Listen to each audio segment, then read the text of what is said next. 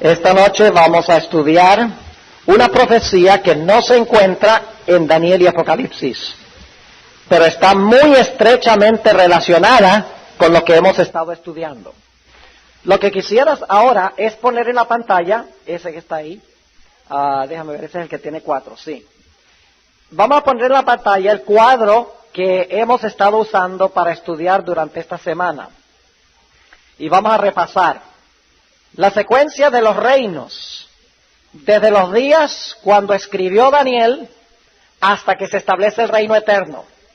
Oro, plata, bronce, hierro, 10 dedos, el barro se une al hierro en los dedos de los pies, la roca y la montaña.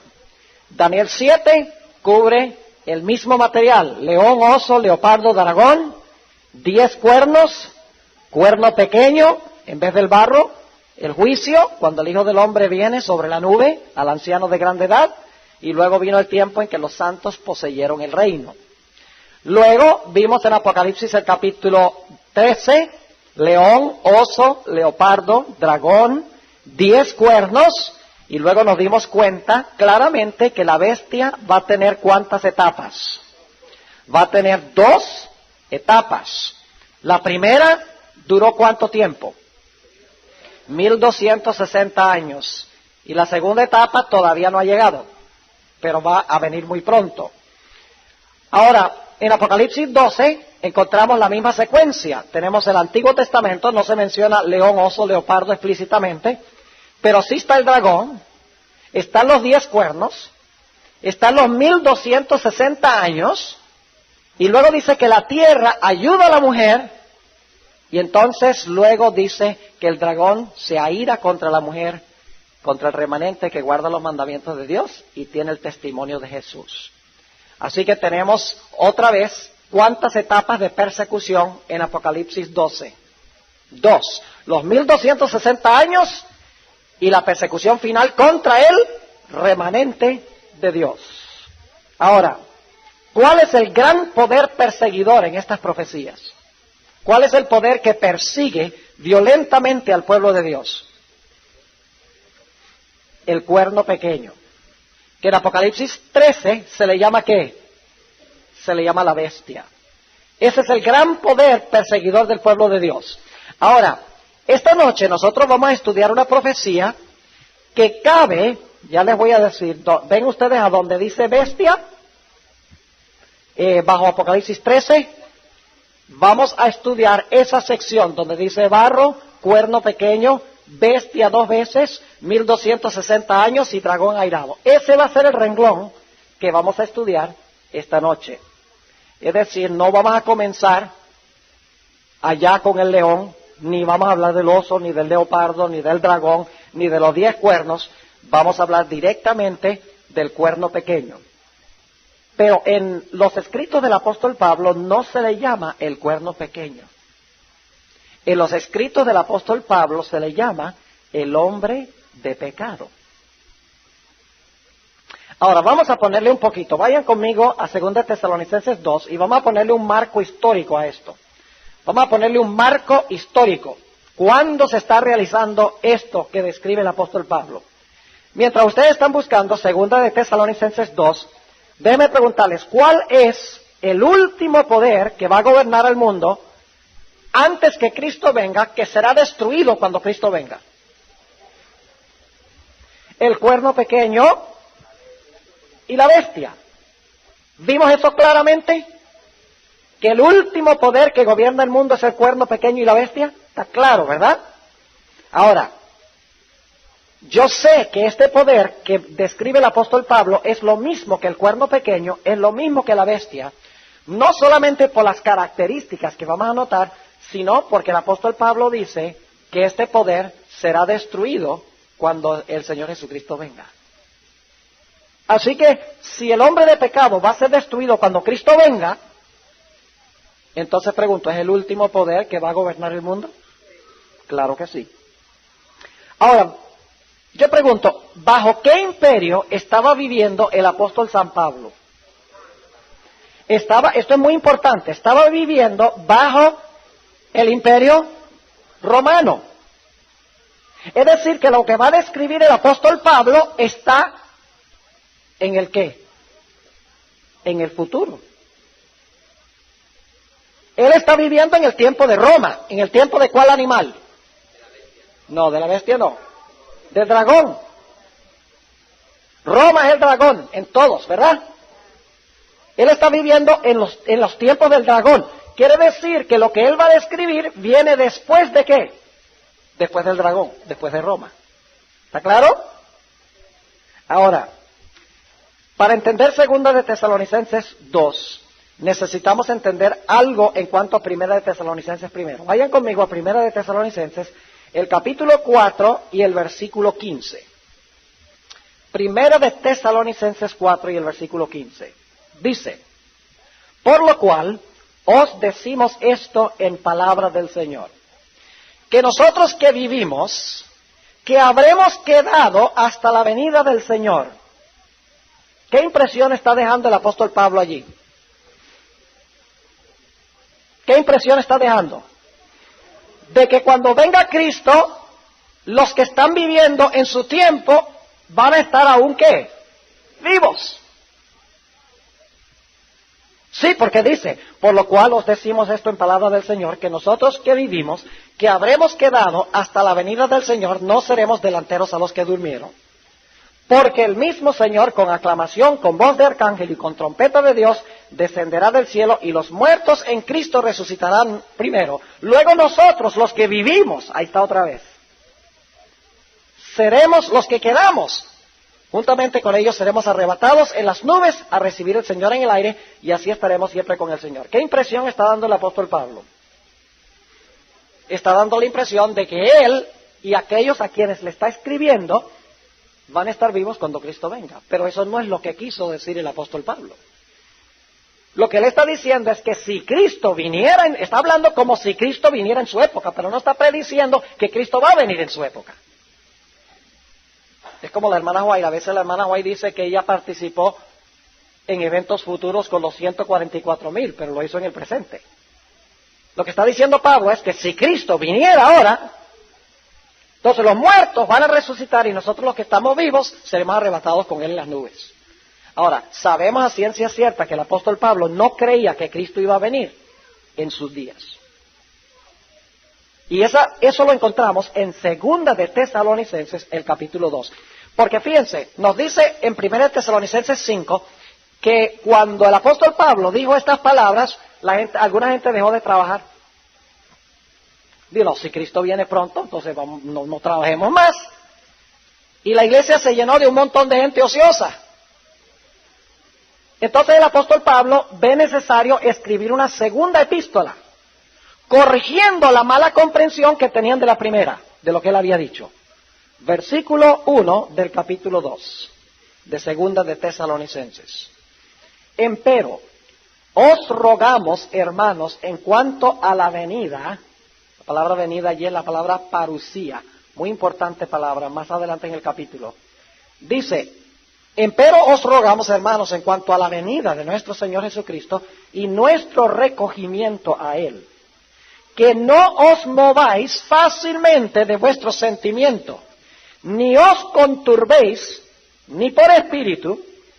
Cuando dice por espíritu, está hablando de probablemente alguien que profesa ser un profeta. Es decir, si viene alguien diciendo que tiene el espíritu o la voz profética.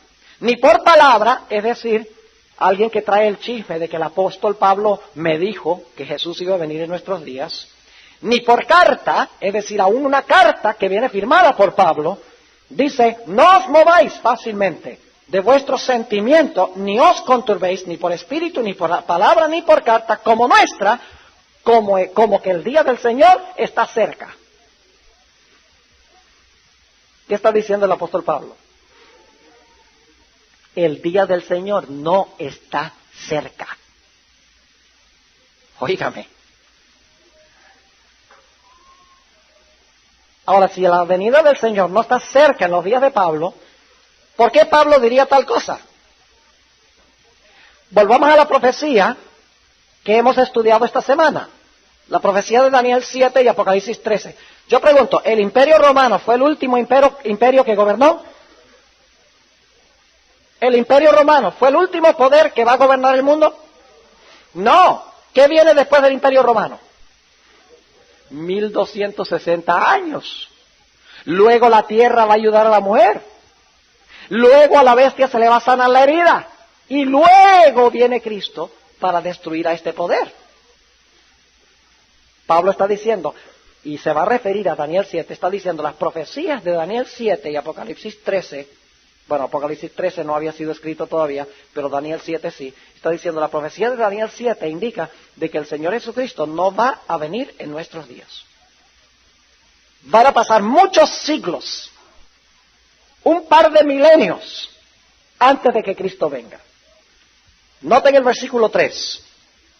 No os engañe nadie en ninguna manera. Porque no vendrá ¿quién? Cristo, según el contexto, porque no vendrá sin que venga antes, ahora vamos a estudiar varias características, sin que venga antes la apostasía. Ahora, fíjense bien, la razón por la cual la gente interpreta mal las profecías es porque no busca el marco histórico. Cuando el profeta está escribiendo y cuando se cumple finalmente lo que está diciendo. Yo pregunto, ¿en qué imperio está escribiendo el apóstol Pablo? Roma. Y dice aquí que Cristo no vendrá sin que haya, primero, ¿qué cosa? La apostasía. Ahora, a la luz de las profecías que hemos estudiado, ¿cuál es esa apostasía? ¿Cuál periodo es el periodo de la apostasía? ¿El dominio de cuál poder? El cuerno pequeño y la bestia. ¿Ven los dos puntos? Pablo escribe en los tiempos de Roma. Dice, Cristo no vendrá sin que haya primero, ¿qué? La apostasía. Y quiero que noten que no dice una apostasía, en términos generales. No dice, Cristo no vendrá sin que haya apostasía. Tiene en el idioma griego el artículo definido, la apostasía. Esta es una apostasía definida, de la cual el apóstol Pablo ya les había hablado, veremos más adelante en el capítulo. Ahora vamos a preguntarnos, ¿qué significa la palabra apostasía?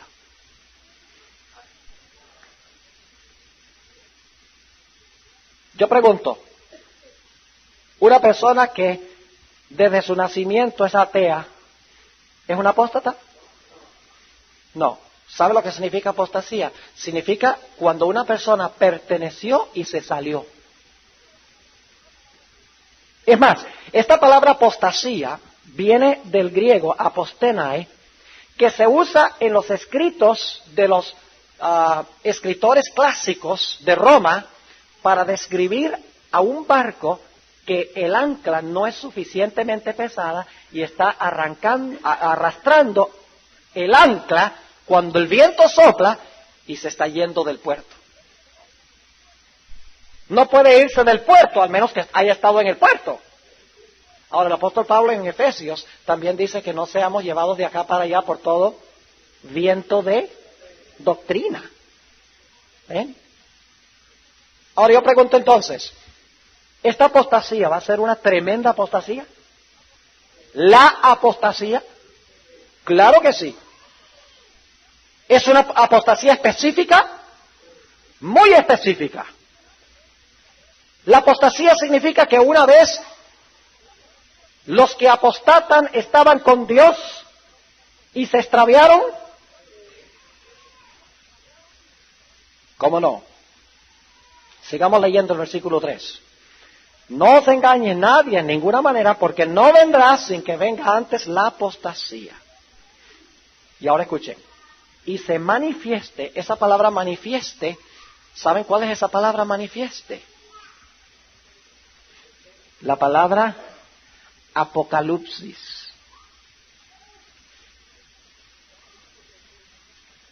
¿Saben cómo se traduce la palabra apocalipsis? En Apocalipsis 1:1 se traduce la revelación de Jesucristo. Ahora yo pregunto, ¿qué es lo contrario de revelar algo? Ocultarlo.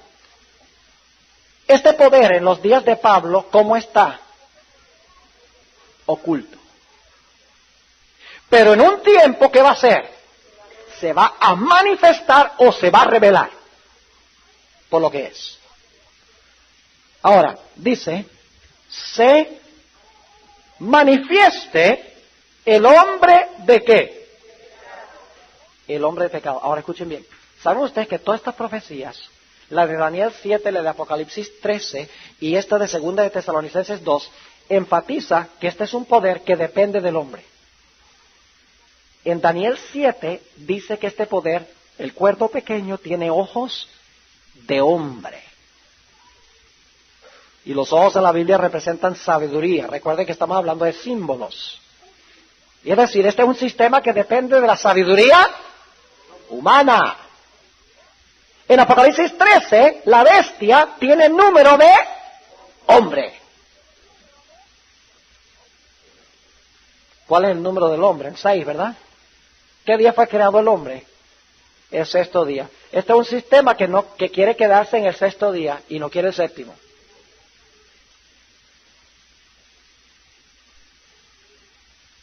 Y aquí se le llama hombre de pecado.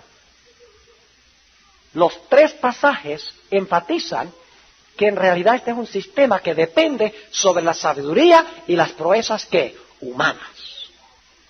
Ahora, ¿qué es pecado? Vamos a buscar Primera de Juan 3:4. Primera de Juan 3 y el versículo 4. Algunas personas dicen, no, yo no tengo que guardar la ley porque yo estoy bajo la gracia. Pero ¿saben algo? Usted no puede tener gracia si no hay ley. Porque la ley es la que le muestra a usted que es pecador y que necesita la gracia. Si usted no tiene ley, la ley revela el pecado. Si usted no tiene la ley que le revela el pecado, entonces usted no se va a sentir pecador y por lo tanto no va a ir a Cristo. Así que lo que quiere el diablo es eliminar la ley para que no nos veamos pecadores y no vayamos a Jesús. Así que usted elimina la ley y usted está eliminando la necesidad que tenemos de ¿quién? De Cristo. Porque está eliminando el pecado. Ahora, note lo que dice. Primera de Juan 3:4. Cualquiera que hace pecado traspasa también la ley, pues el pecado es transgresión de la ley. ¿Qué es el pecado? Transgresión. ¿Qué significa transgresión? Significa quebrantar la ley. ¿Hay algún paralelo entre el hombre de pecado y el cuerno pequeño? ¿Qué quiso hacer el cuerno pequeño? Cambiar la ley. Aquí dice que el hombre de pecado es un hombre que se deleita en la transgresión de ¿qué? De la ley. Y déjeme decirles, no necesita enseñar que hay que transgredir toda la ley. Lo único que tiene que decir es que no tenemos que guardar uno. Note lo que dice en el libro de Santiago, para que ustedes se den cuenta. Santiago, capítulo 2. Santiago, el capítulo 2, versículo 10. Dice, porque cualquiera que hubiere guardado toda la ley y ofendiere en un punto, es hecho culpable de todos. Así que el hombre de pecado no dice que va a atacar la ley, dice que va a tratar de cambiarla. Y si cambia el día, usted está guardando el día que no es y está desobedeciendo la ley, y cuando usted quebranta uno, los está quebrantando todos. ¿Está claro? Ahora, volvamos a Segunda de Tesalonicenses, el capítulo 2. ¿Va a tener esta apostasía que ver con el pecado, con la ley? ¿Cómo no? ¿Ya vimos eso en cuanto al cuerno pequeño? ¿Cómo no? ¿Vimos que el cuerno pequeño es un sistema cristiano que apostató? ¿Una iglesia que apostató? Claro que sí. Lo hemos visto claramente esta semana. Luego dice, y se manifieste el hombre de pecado, ¿el qué? El hijo de perdición. Ahora, inmediatamente nos preguntamos, ¿por qué usa ese nombre, hijo de perdición? ¿Saben ustedes que solo hay una persona fuera de este pasaje a quien se le llama el hijo de perdición? A Judas Iscariote. Es decir, este poder va a ser como ¿quién? Como Judas. Vamos a Juan 17 y el versículo 2, para que ustedes vean eso. Juan 17 y el versículo 12. Juan 17, 12.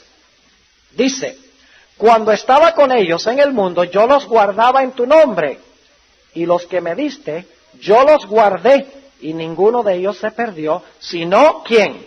El hijo de perdición, para que se cumpliese, ¿qué cosa? Para que se cumpliese la Escritura. Es decir, este sistema no solo va a apostatar de la verdadera fe, que significa que al principio tenía la fe correcta, no solo va a inmiscuirse con la santa ley de Dios, sino que nos dice aquí que va a ser un poder semejante a Judas. Ahora, es necesario entonces hablar un poco de Judas. ¿Quién era Judas? ¿Era de los de afuera o de los de adentro? De los de adentro. Era uno de los 12 discípulos de Jesús.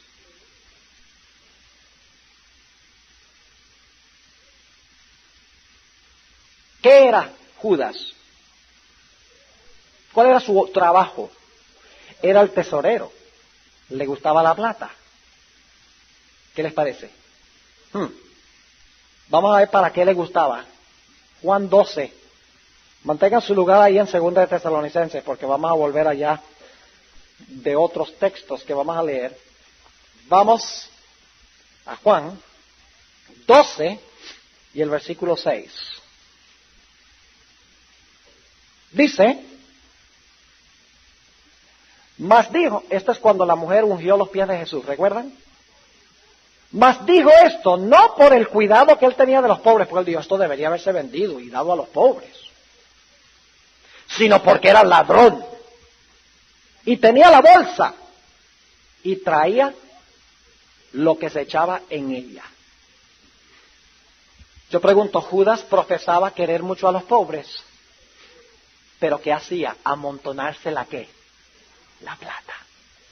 Yo pregunto entonces, ¿este sistema va a ser un sistema supremamente rico que habla sobre la necesidad de ayudar a los pobres, pero que es un poder avaricioso y codicioso del poder y del dinero? Claro que sí. Mañana vamos a leer en Apocalipsis 17, dice que esta ramera está vestida de oro y de plata, de púrpura, de escarlata, de piedras preciosas. Es un sistema rico que vive hablando de ayudar a los pobres, pero es un poder avaro, un poder codicioso, que en realidad no tiene ningún interés en los pobres. Ahora yo pregunto, ¿este individuo Judas engañó a todo el mundo hasta el mismo momento? Los discípulos creían que él era bueno, que era una ventaja tenerlo como uno de los discípulos. Claro que sí. Es más, dicen el deseado de todas las gentes, que cuando Jesús le dijo a Judas, lo que tienes que hacer, hazlo presto, ellos creían que Jesús estaba mandando a Judas a hacer un mandado.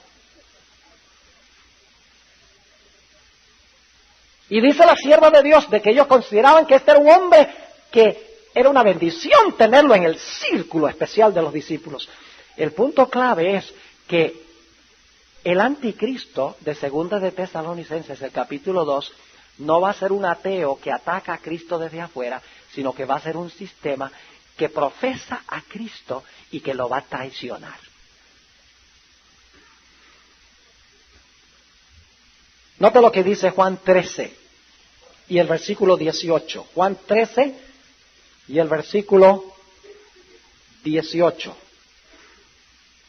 Dice, no hablo de todos vosotros, yo sé los que he elegido, mas para que se cumpla la Escritura, el que come pan conmigo levantó contra mí su calcañar. Ahora, Este concepto, esta cita viene del Antiguo Testamento. Y quiero que noten lo que dice en el Antiguo Testamento, porque es más fuerte en el Antiguo Testamento que donde lo citó Jesús. Vamos al Salmo 41. Salmo 41 y el versículo 9. Dice allí lo siguiente. Escuchen. Aún el hombre de mi paz, en quien yo confiaba, ¿era una persona muy cerca de Jesús? Sí. Aún el hombre de mi paz, en quien yo confiaba, el que de mi pan comía, alzó contra mí ¿el qué? El calcañar. Ahora yo pregunto, ¿quién es el poder que domina a la bestia? ¿Quién en realidad domina a la bestia? ¿Cuál es el poder que está detrás de lo que hace la bestia? Satanás. Recuerda que en Apocalipsis 13 dice que el dragón le dio a la bestia su trono, su autoridad, su poder y su autoridad.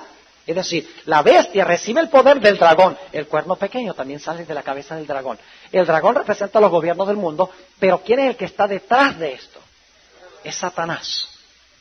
Todo lo que hace el cuerno pequeño y la bestia es inspirado por Satanás. Es un sistema controlado por Satanás. Ahora, noten lo que se dice de Judas en Juan 6 y el versículo 70. Juan 6 y el versículo 70. Noten lo que dice Jesús.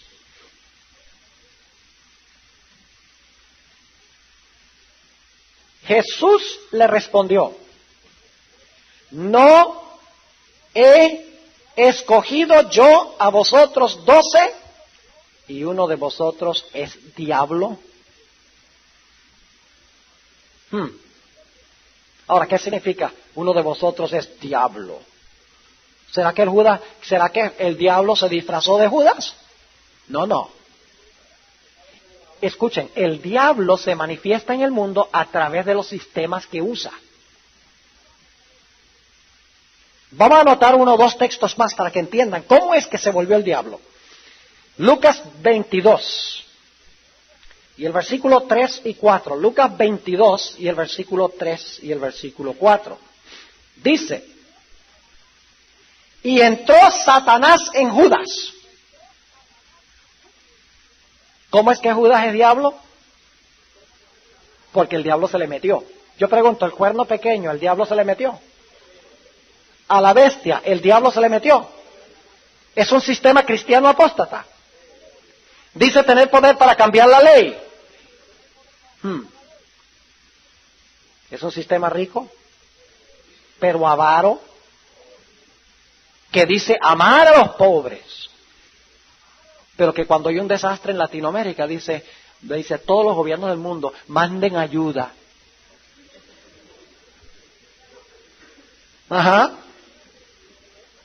Versículo 3, y entró Satanás en Judas, por sobrenombre Iscariote, el cual era uno del número de los 12, y fue y habló con los príncipes de los sacerdotes y con los magistrados de cómo se lo entregaba.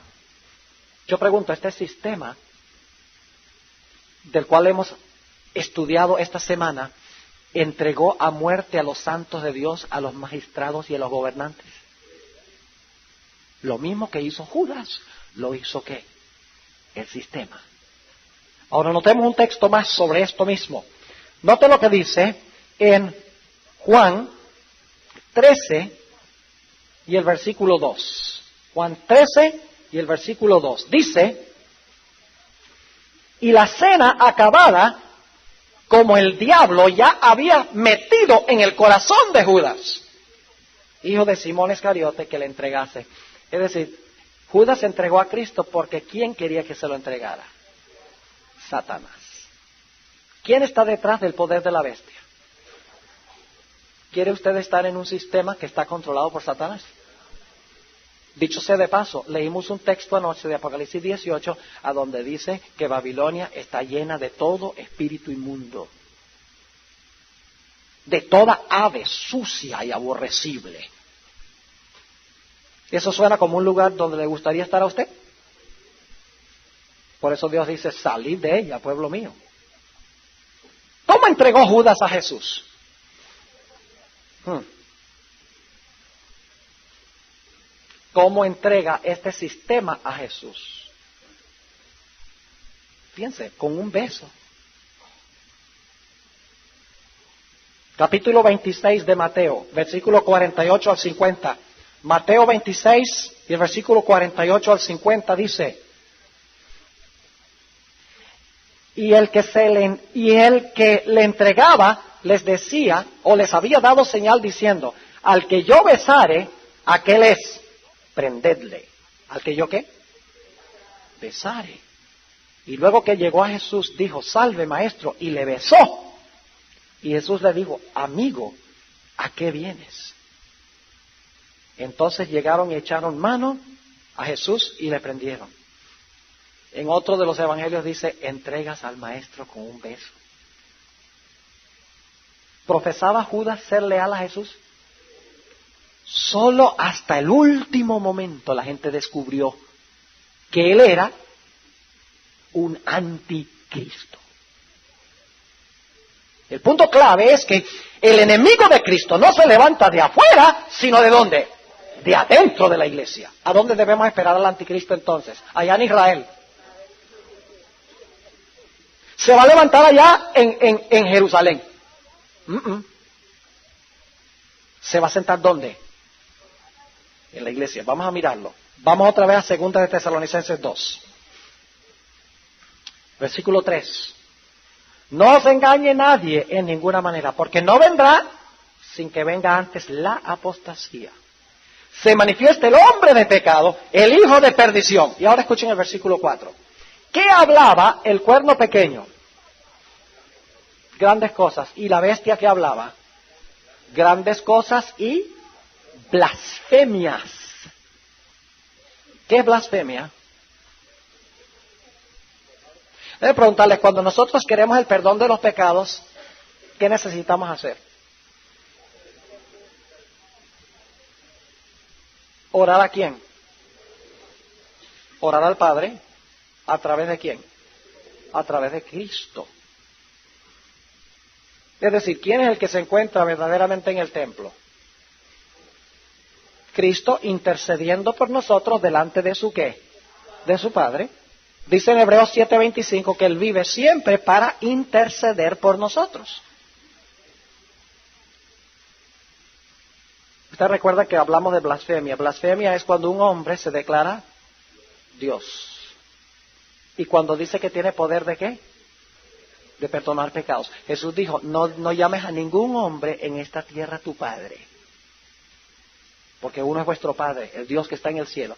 Además de eso, ustedes recuerdan que Cornelio, cuando se encontró con Pedro, ¿qué hizo Cornelio? Se postró. ¿Y qué le dijo Pedro? Bésame el pie. ¿Qué le dijo? Supuestamente Pedro fue el primer papa, dicen. Pero cuando Cornelio se inclinó, ¿qué dijo Pedro? Levántate de allí, porque yo soy hombre como tú. Pedro no profesaba ser Dios en la tierra, ni profesaba ser el representante exclusivo de Dios en la tierra. La Biblia dice que todos nosotros somos testigos de Jehová. Pero no estoy hablando de la denominación. Ahora, noten el versículo 4. Oponiéndose y levantándose contra todo lo que se llama Dios. ¿Es lo mismo que hizo el cuerno pequeño?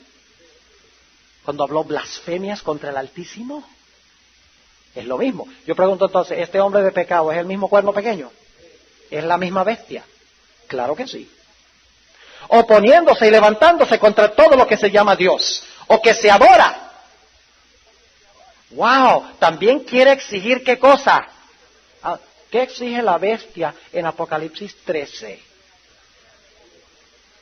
Todos adoraron a la bestia, dice. Porque la bestia quiere adoración en lugar de Dios.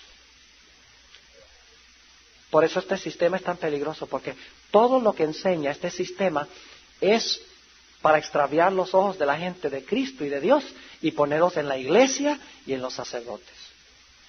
El problema es que a usted no lo puede salvar la iglesia.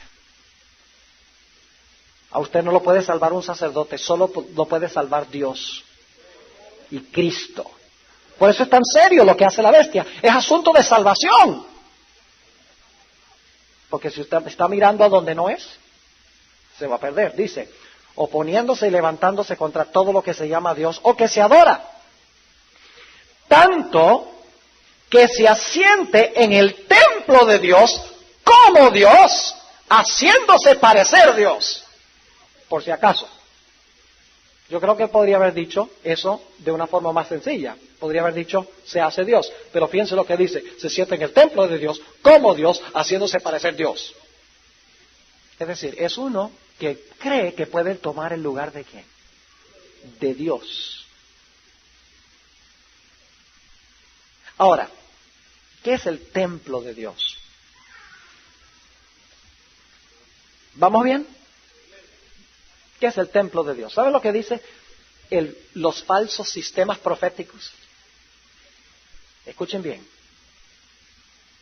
Ustedes recuerdan que hemos hablado de las dos características. El cuerno pequeño piensa que puede cambiar los tiempos y la ley.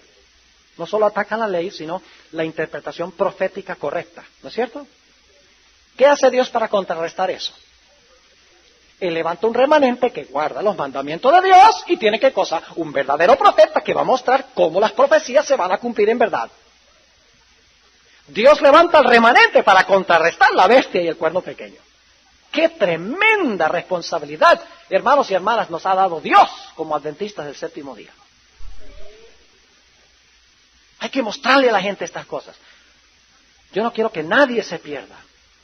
Que nadie esté en esos sistemas de los cuales hablan las profecías. ¿Sabe lo que enseñan? Todos los libros protestantes que yo he leído, los protestantes conservadores, o sea, no estoy hablando hay grupos protestantes como las grandes iglesias, las que eran las grandes iglesias en el siglo pasado, la iglesia metodista unida, la presbiteriana unida, la luterana unida, la iglesia de Cristo unida. Si tiene la palabra unida, lo más probable es que esa iglesia no cree en la inspiración de la Biblia.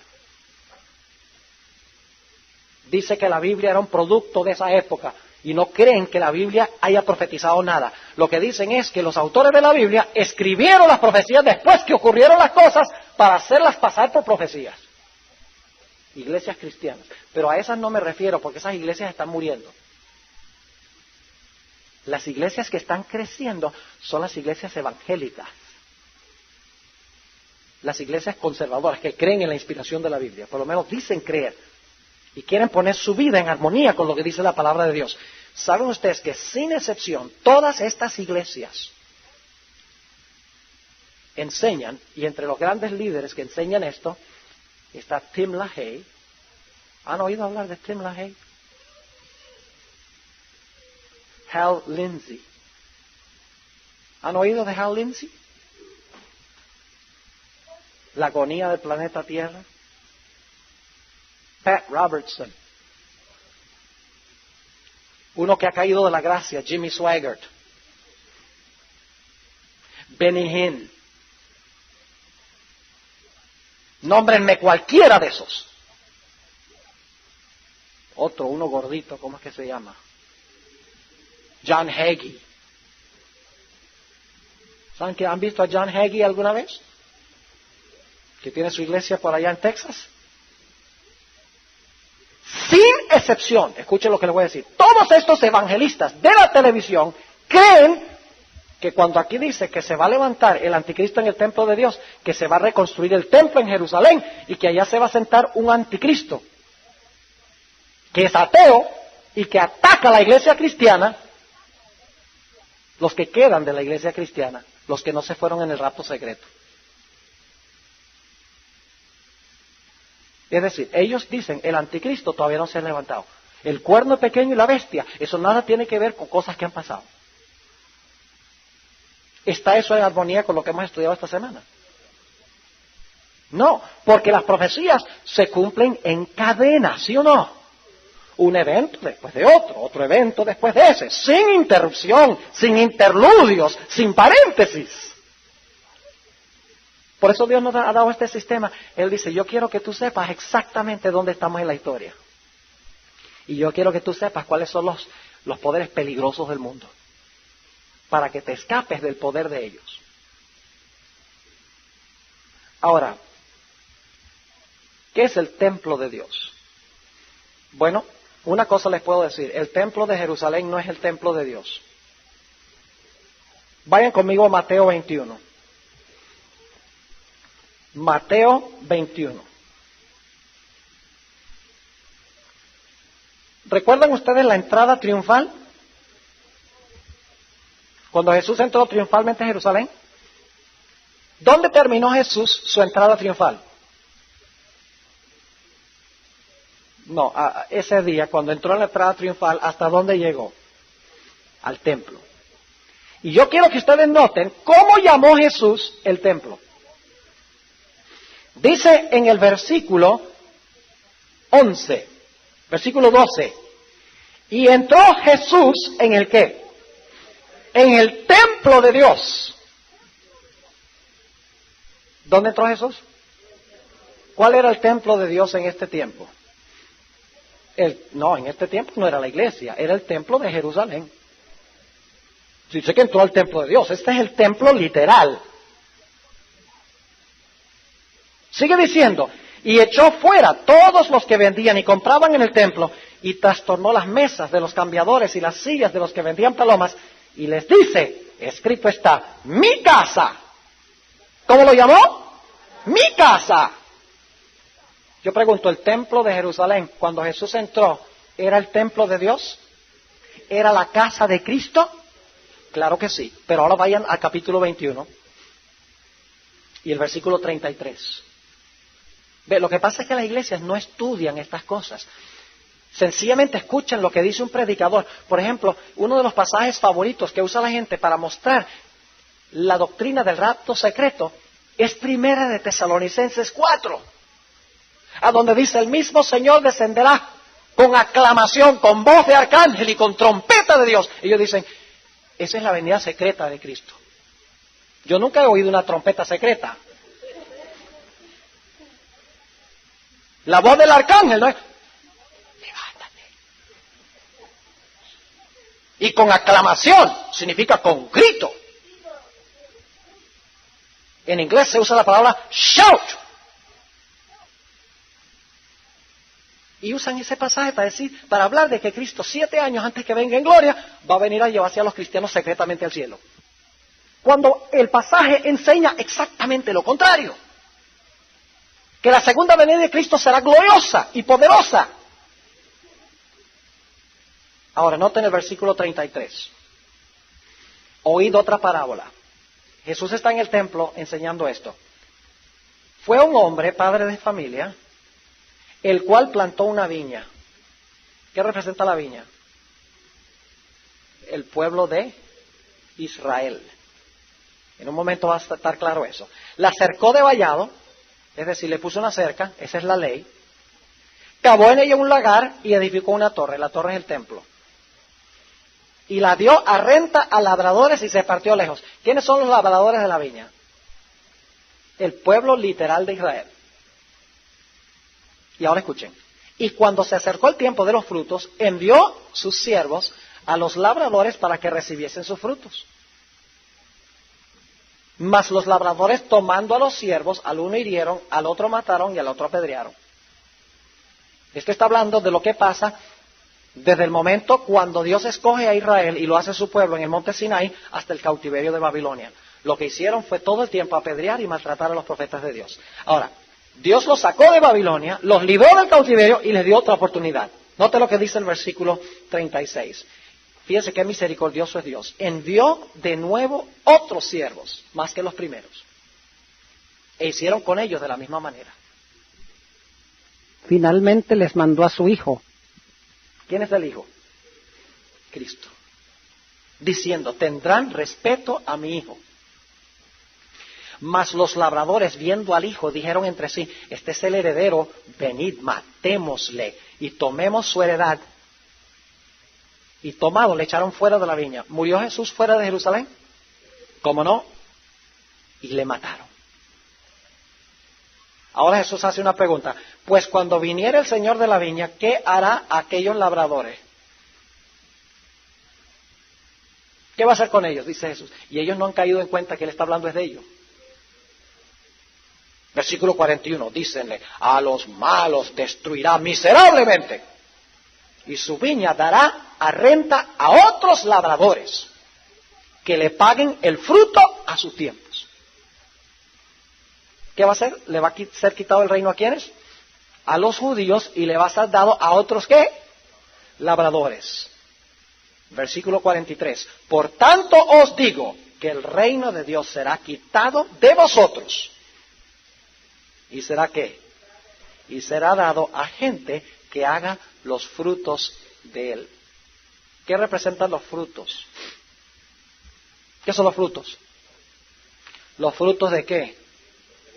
Del Espíritu. ¿Y qué recibió? ¿Quién recibió el Espíritu Santo para producir el fruto en el día del Pentecostés? La iglesia de Cristo. Ahora, quiero que vayamos rápidamente al capítulo 23.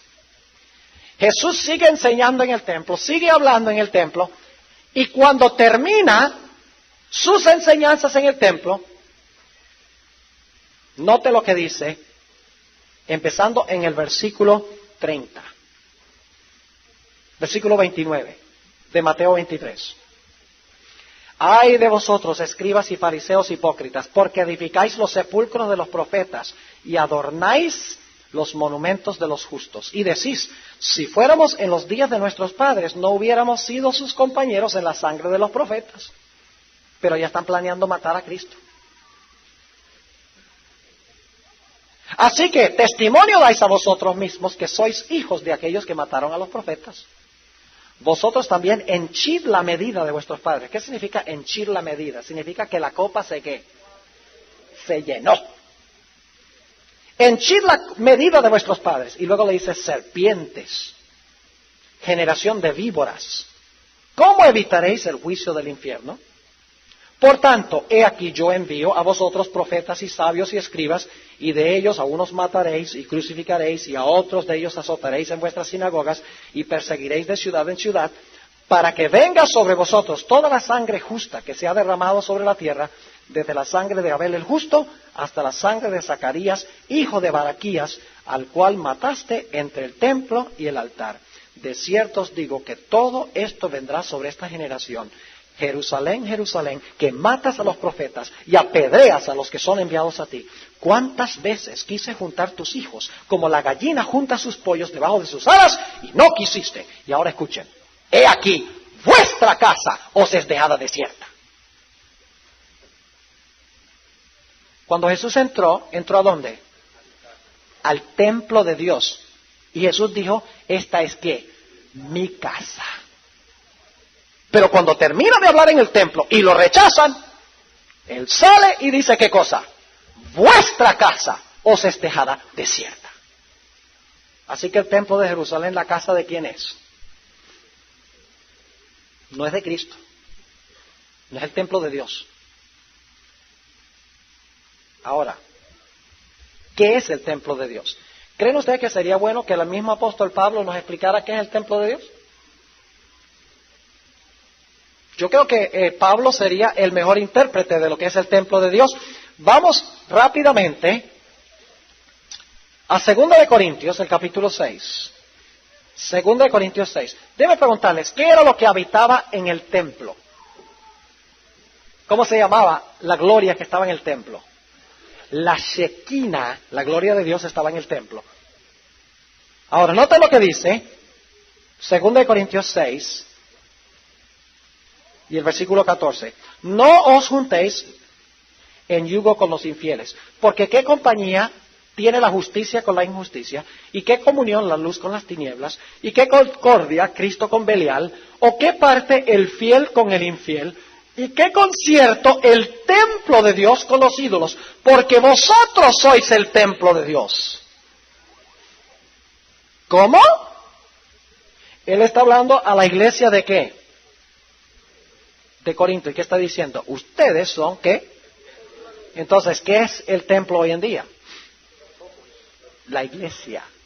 La iglesia. Dice, vosotros sois el templo de Dios viviente.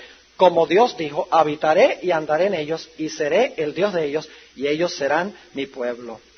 Por lo cual salid de en medio de ellos y apartaos, dice el Señor, y no toquéis lo inmundo, y yo os recibiré, y seré a vosotros padre, y vosotros me seréis a mí hijos e hijas, dice el Señor Todopoderoso.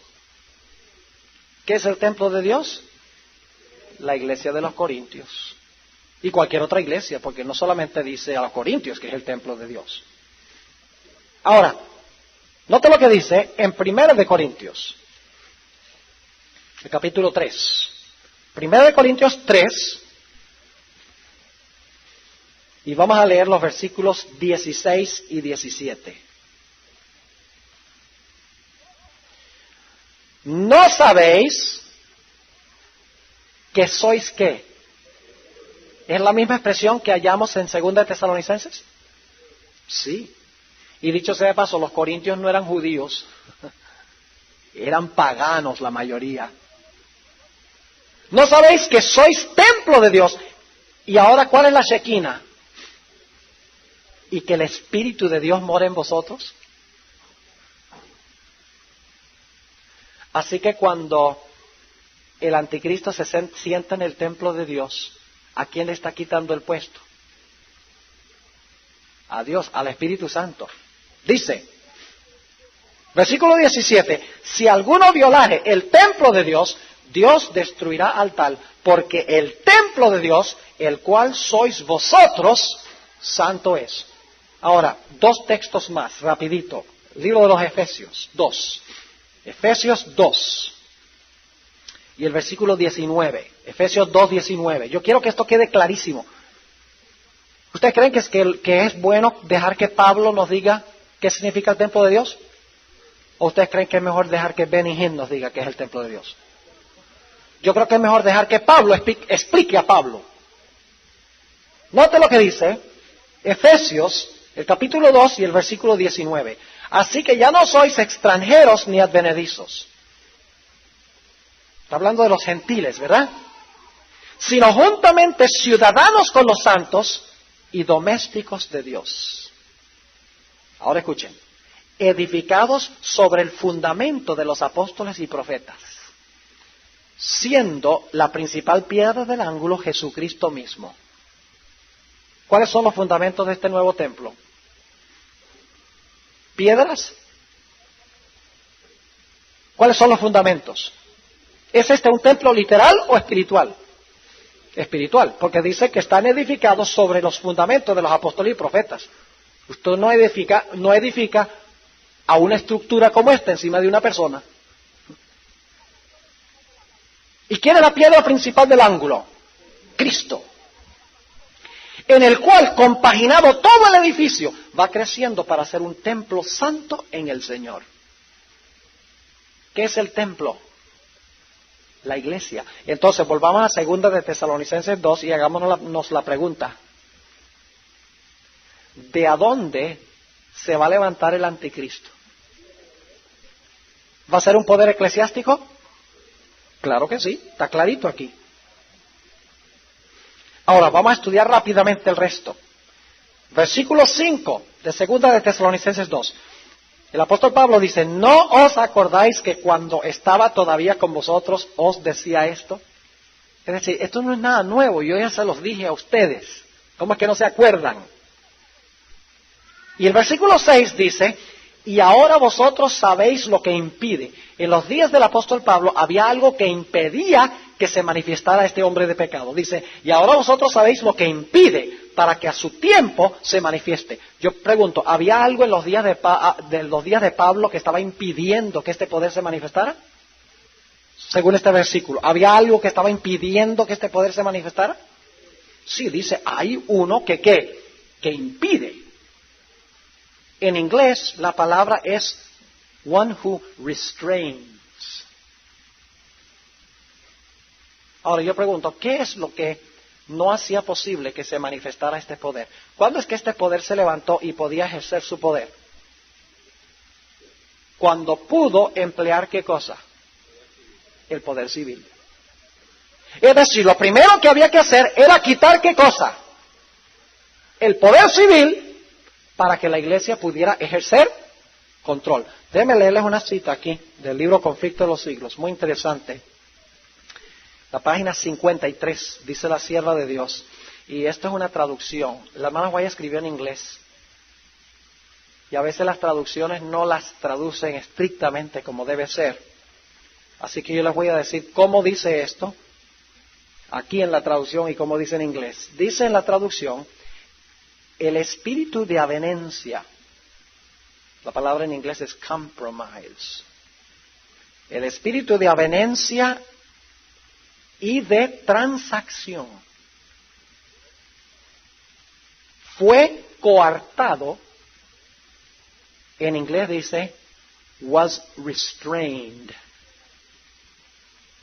Por algún tiempo, por las terribles persecuciones que sufriera la iglesia bajo el régimen del paganismo. Es decir, mientras la iglesia era perseguida por el Estado, ¿qué pasaba? Estaba bien. Cuando el Estado deja que la iglesia lo use, viene ¿qué cosa? La apostasía.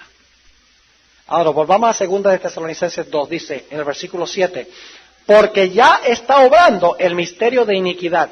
Y aún en los días de Pablo estaba obrando este misterio de iniquidad. Y dicho sea de paso, cuando habla de iniquidad aquí, también hay a veces en la Biblia los traductores traducen diferentes formas y usted no puede conectar los versículos, al menos que conozca los idiomas originales. Pero cuando dice el apóstol Pablo que el misterio de iniquidad ya quería manifestarse en sus días, la palabra iniquidad aquí es la misma palabra en 1 de Juan 3:4 que se traduce transgresión de la ley.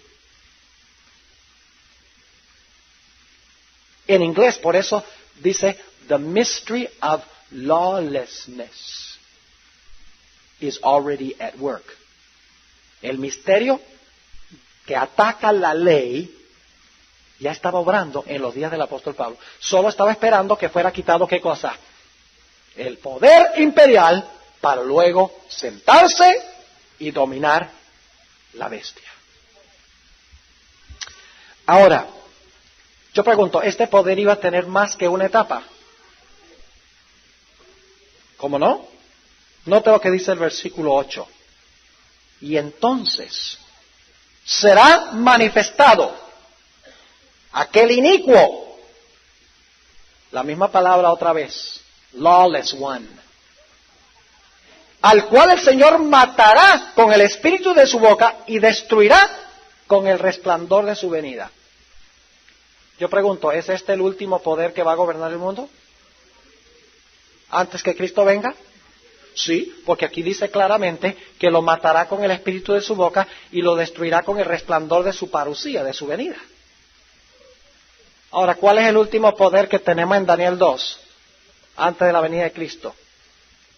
El barro mezclado ¿con qué? Con el hierro. ¿Cuál es el último poder que tenemos en Daniel 7? Antes que venga Cristo. El cuerno pequeño. ¿Cuál es el poder que tenemos en Apocalipsis 13? La bestia. Entonces este hombre de pecado que es destruido cuando Cristo venga, ¿es lo mismo que el cuerno pequeño y la bestia y el barro? Claro que sí. No necesita usted tener un PhD para llegar a esa conclusión, porque estamos siguiendo el mismo orden de estudio. Ahora, antes que sea destruido, note lo que dice el versículo 9. A aquel inicuo cuyo advenimiento es según operación de Satanás. Ahora note esto.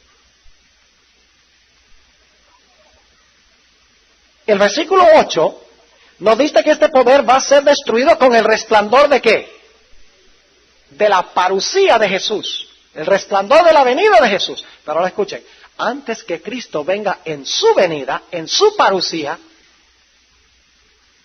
Satanás mismo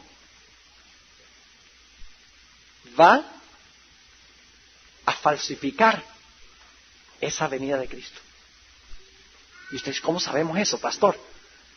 Lamentablemente no se traduce como debería ser. El versículo 9 dice, a aquel inicuo cuya parusía, la misma palabra, cuyo advenimiento es según operación de quién?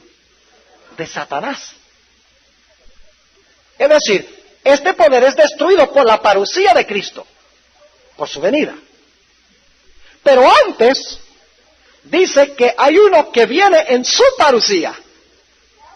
Es decir, va a falsificar ¿qué cosa? La segunda venida de Cristo. ¿Han leído ustedes alguna vez en el conflicto de los siglos donde la hermana White habla de la falsificación de la segunda venida? ¿Han leído en Mateo 24 donde dice, si alguno dijere aquí está el Cristo allá, no salgáis? De eso está hablando aquí. Y yo pregunto, ¿qué va a hacer este falso Cristo que va a decir que Él es Cristo en persona? Note lo que dice el versículo 9. Al aquel inicuo cuyo advenimiento es según operación de Satanás, con grande potencia y señales y milagros mentirosos. ¿Qué va a hacer el falso Cristo que va a falsificar la venida de Cristo? Va a hacer tres cosas, dice aquí: potencias, señales y milagros. Ahora escuchen, solo hay un versículo más en toda la Biblia que usa estas mismas tres palabras. ¿Creen que sería bueno buscar ese versículo donde se usan las mismas tres, que son potencias, señales y milagros? Ahora vamos al libro de Hechos, el capítulo 2 y el versículo 22, Hechos 2:22. O sea, este falso Cristo viene por operación ¿de quién? De Satanás. ¿Saben cuál es la palabra griega que se usa allí? Es la palabra operación, es la palabra energeian. ¿Qué palabra adquirimos en español de energeian? Energía. Es decir, este falso Cristo va a ser energizado ¿por quién? Por Satanás. Ahora noten Hechos 2:22. Varones israelitas, oíd estas palabras. Jesús Nazareno. Esto está hablando de Jesús. Varón aprobado de Dios entre vosotros. ¿En qué? No se traducen las palabras igual, pero son las idénticas tres palabras en el idioma original. En maravillas y prodigios y señales. ¿Y de dónde adquirió Jesús la energía para hacer eso? Que Dios hizo por Él en medio de vosotros, como también vosotros sabéis. Yo pregunto entonces, cuando se falsifique la venida de Cristo, el falso Cristo va a hacer las mismas cosas que hizo Cristo cuando estuvo en la tierra. ¿Va a sanar enfermos? ¿Va a echar demonios? Aparentemente va a levantar muertos. No digo que va a levantar, pero aparentemente va a levantar muertos. Va a hacer grandes milagros. Y la mayoría del mundo cristiano sabe que yo no tengo dudas de que de pronto donde se va a aparecer es en el templo, en Jerusalén. Es muy posible. Yo no estoy diciendo que no se va a construir el templo en Jerusalén. No estoy diciendo que Satanás no se aparezca allá en el templo. Pero si se aparece allá, ¿qué va a decir la gente? Dicen, no era en Roma, era en Jerusalén. Y van a ser engañados. Ahora, vamos a nuestra conclusión. Otra vez a segunda de Tesalonicenses, el capítulo 2. Llegamos al clímax más importante. Versículo 9. Aquel inicuo cuyo advenimiento es según operación de Satanás, con grande potencia y señales y milagros mentirosos.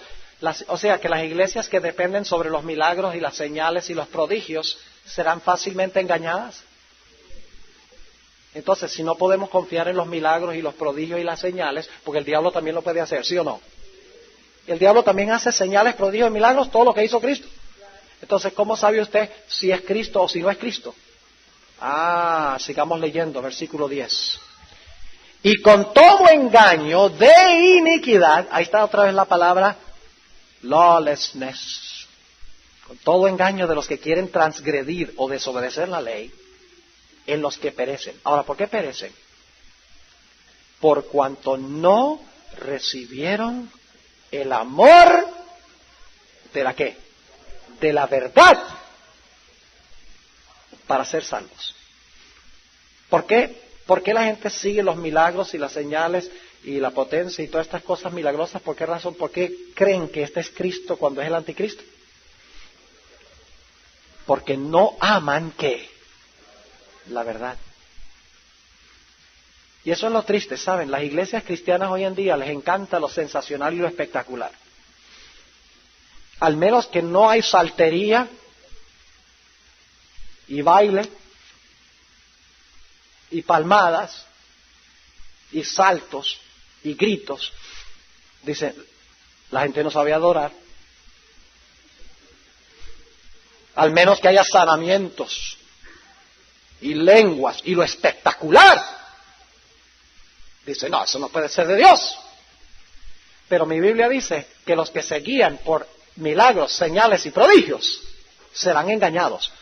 Porque lo que lo va a proteger a usted del engaño es el amor a la verdad. ¿Y qué es la verdad? Jesús dijo en Juan 17:17, santifícalos en tu verdad.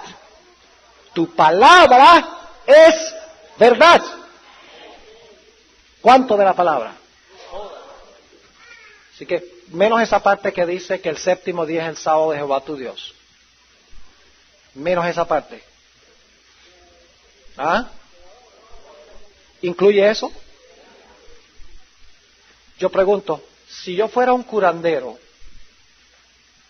¿cuánta gente habría en este lugar esta noche? Si aquí tuviéramos una banda de gospel music, ¿cuánta gente habría aquí? Habríamos que tener 3 turnos. Porque a la gente le encanta lo espectacular y lo sensacional. Pero cuando uno les presenta la verdad, no, eso no me gusta. El apóstol Pablo dijo que en los últimos días iba a venir gente con comezón de oír. Lo que significa es que les pican las orejas. Entonces ellos le dicen a un maestro, mira, me vas a enseñar lo que yo quiero escuchar. Me vas a rascar las orejas. Entonces el maestro dice, sí, yo te enseño lo que tú quieres oír. Yo te las rasco. Entonces, entonces sí me puedes enseñar. Eso es lo que significa comezón de oír. Y dice que teniendo comezón de oír, se amontonarán maestros conforme a sus propias concupiscencias. Es decir, se van a amontonar maestros que les enseñen lo que ellos quieren oír. Y la Biblia dice que esos van a ser los que serán engañados. Noten el versículo 11. Por tanto, pues, les envía Dios operación de error para que crean a la mentira. Y en el contexto, la mentira es la falsa segunda venida de Cristo. ¿Sabe usted que la mayoría de los cristianos van a ser engañados por la falsa venida de Cristo? Oh, pastor, eso no es posible. Pues, ¿saben? Mateo 24, donde habla que si te dicen que el Cristo está aquí o allá, eso no fue dicho por Jesús para los romanos, eso fue dicho para sus discípulos. Y ese sermón lo empezó Jesús diciendo, mirad que nadie os engañe. A ustedes, mis discípulos, mirad que nadie os engañe. Versículo 12, para que sean condenados todos los que no creyeron a la verdad, antes consintieron a la transgresión de la ley. Es la misma palabra, anomías, que está en 1 Juan 3:4. Así que si usted está en una iglesia donde le dice, no, tú no tienes que guardar la ley, eso fue clavado en la cruz. Yo no estoy bajo la ley, sino bajo la gracia, no importa lo que yo haga. Tienen que huirle a ese lugar como a la lepra. Hoy en día como al SIDA. Porque la Biblia dice que los que se van a perder, dice que prefirieron la transgresión de la ley. Por eso la Biblia dice que Dios tendrá un pueblo que guarda los mandamientos de Dios. Esa es la característica del remanente. Y un pueblo que va a enseñar las profecías como las hemos estado enseñando aquí. Una interpretación correcta de las profecías. Y enseñar que por amor a Dios es posible guardar todos los mandamientos de Dios. Y no hay sino una iglesia en el mundo que cuadra con esas características, que es la iglesia adventista. Se levantó poco después de 1798 en los Estados Unidos, en la tierra. ¿Ve? Exactamente donde dice, después de 1798 se levanta una bestia de la tierra, y luego en la tierra Dios levanta a los que guardan los mandamientos de Dios y tienen el testimonio de Jesús. Es decir, Apocalipsis 12 no solamente nos dice cuándo, sino dónde.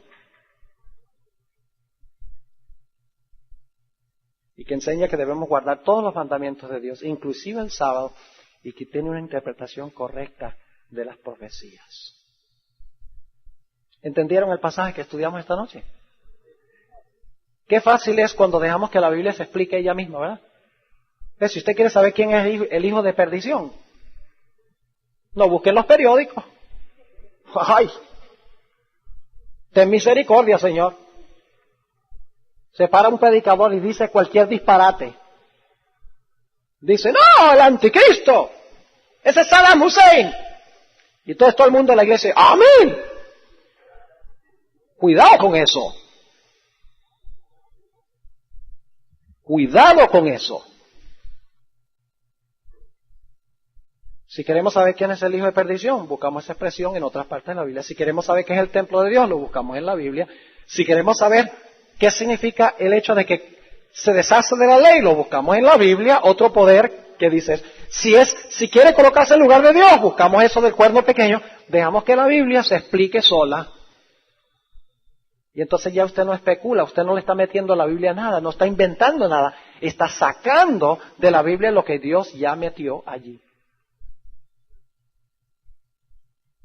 Así que cuán importante es la verdad.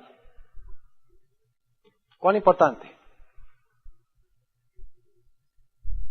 Es asunto de vida y muerte. Algunos dicen, no, pastor, pero yo tengo el Espíritu. Si usted dice que tiene el Espíritu y no necesita la verdad, ese es otro espíritu. Porque el Señor Jesucristo dijo a la mujer samaritana, dijo a la mujer samaritana que debemos adorarle ¿en qué? En espíritu y en verdad. Y la Biblia llama al espíritu el espíritu de verdad. Juan 16:13. Y además de eso, el espíritu tiene una espada, que es la palabra de Dios. El Espíritu Santo nunca obra independientemente de la palabra, siempre obra a través de la palabra, y si no se obedece la palabra, ese es otro espíritu. ¿Está claro? Ahora yo quiero preguntar en esta noche, ¿cuántos entendieron el tema que estudiamos esta noche? ¿Cuál sistema se está describiendo aquí en 2 Tesalonicenses 2? ¿Cuál sistema?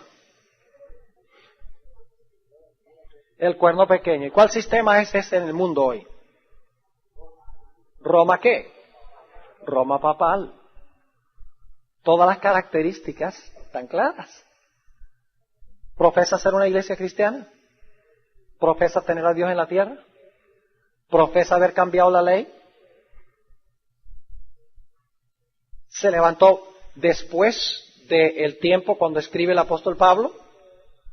¿Existirá hasta que Cristo venga? ¿Pisotea la verdad de Dios? Todas las características cuadran perfectamente, al igual que las otras profecías que hemos estudiado. Ahora, yo no quiero concluir esta noche sin hacer un llamado a aquellas personas en nuestro medio que todavía no han tomado su decisión de unirse al remanente de Dios. Qué privilegio pertenecer al remanente de Dios. Quiero preguntar primero, ¿cuántos de los que pertenecen a la iglesia remanente quieren darle gracias a Dios por haberles revelado estas grandes verdades de su palabra? Gloria al Señor. Qué gran mensaje tenemos para el mundo. No nos sentemos encima de la verdad.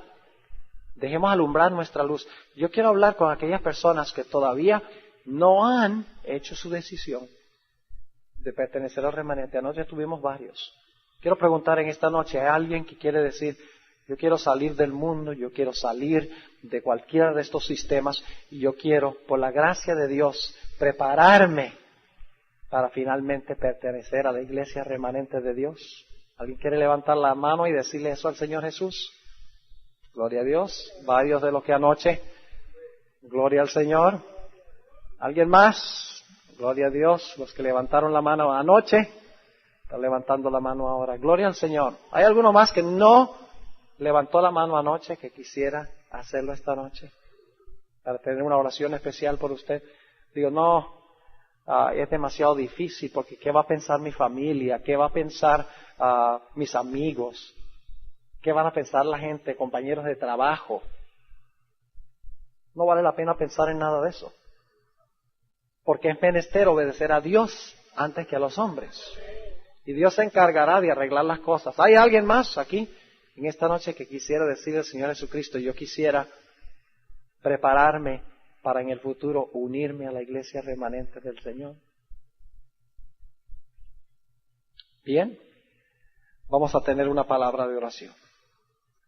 Padre Celestial, te damos gracias por la claridad de tu santa palabra. Señor, no hablamos de estos sistemas, porque la gente que está en estos sistemas son malos, porque la mayoría de tu pueblo está en estos sistemas y no saben nada mejor. Pero te ruego, Señor, que a través de tu Santo Espíritu y tu palabra abras sus mentes y sus corazones para que puedan ver tu luz. Ayúdanos a nosotros también a ser instrumentos en tus manos para ayudarles a ver la verdad como es en Jesús. Señor, te pido que bendigas a los que han respondido al llamado, que muy pronto puedan integrarse a la iglesia remanente de Dios. Y si hay alguno aquí que no ha respondido, que debería haberlo hecho, te ruego, Señor, que tu Santo Espíritu continúe trabajando con ellos y que lo puedan hacer antes que sea demasiado tarde. Gracias, Señor, por escuchar nuestra oración. En el nombre de Jesús. Amén.